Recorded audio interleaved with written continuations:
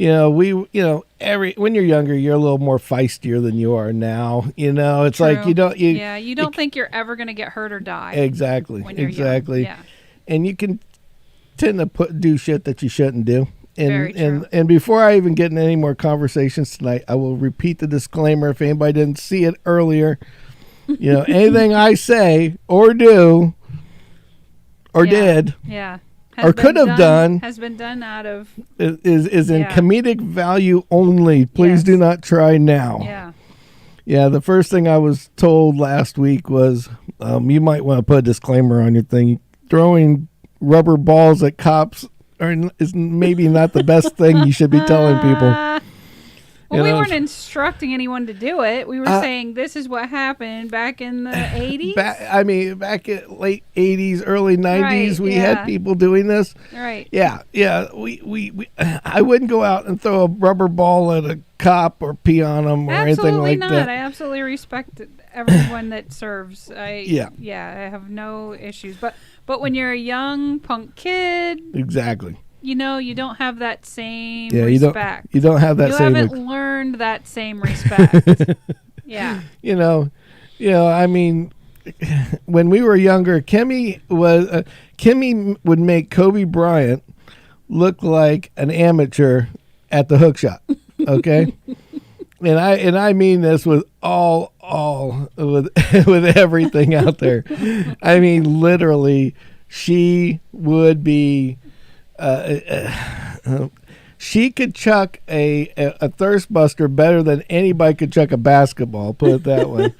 There's been many times that when we were very, very young, and I say very young because very young, yes. Yeah, we would not teetering on legality. Yeah, teasing. We will keep the legality to this minimum. That driving down the road and somebody there was one time that we were driving down the road and when we worked for the family business, it was like everybody got the cool car except for me. I ended up with this ended up with somebody's piece of junk. I got this car that my brother had bought for me. God bless his soul, because he let me drive it everywhere because I didn't have a car at the time. True. And your car had died. In fact, we traded your car in to get $500 for exactly. towards this piece of shit. And it was an Escort. By the way, Scotty, she replied to that, not me. I will plead the fifth on a chance it might incriminate me, and I have been married, or at least together, for 30 years. Okay, right. I'll leave that one alone. If I threw something at him, it wasn't in anger for sure. No, maybe not at me. She might have threw me, but not at me. Yeah. Not at me. Right. True. Okay. But anyway. Fair. So, but anyway, back to the little story. So we're driving down 41. Now there's 3 lanes of traffic, okay, by the airport, and something about red Cadillacs did not like my little Escort. No. Or me. Yeah, it was like you were driving next to the devil himself. Yeah, and it was, and I don't know if it was the same red Cadillac or what. Could have been. I mean, you never know. You remember that guy? I remember the gestures he made. Yeah, I mean, well, he had made these. We were driving in one lane, and he flew up on our ass.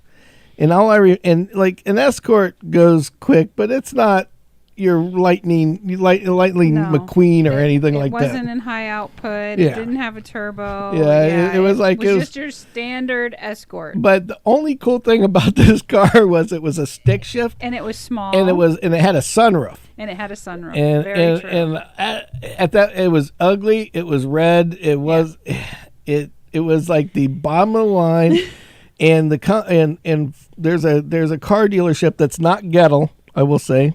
The car dealership that's not Gettle, that is in town, that's a competitor, that they take cars and they'll buy these wrecked cars at the time from people that they'll like buy the wrecked car that somebody gets Yeah, they got their insurance check, and instead of investing it in the car to repair they went out and they traded in at this car dealership off of First Street. We won't go any farther than that. Yep. Starts with an F, ends with an S, and they would go out and repair the car, no matter how bad it was, and then stick it on their used lot. Yep. And then they'd give you this awesome deal on it. You always wondered why this car was so cheap. Why was it so cheap? Yeah, that's why. So my brother buys this $5,000 friggin' Escort. Yes. You know, and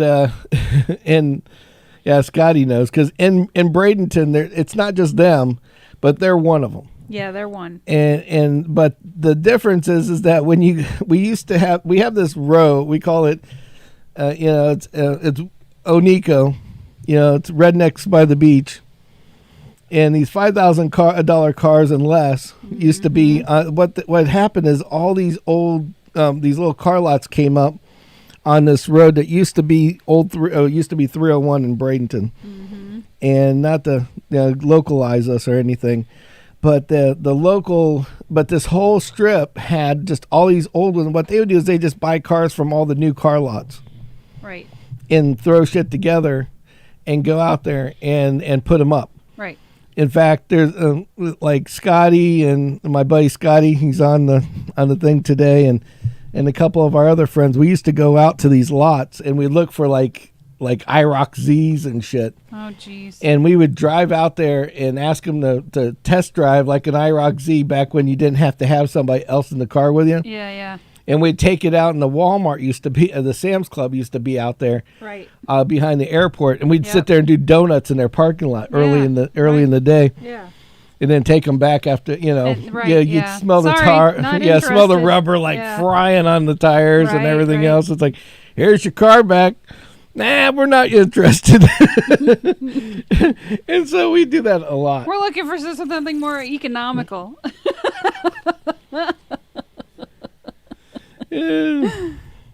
Or whatever. Right, exactly. So the long and short of it is that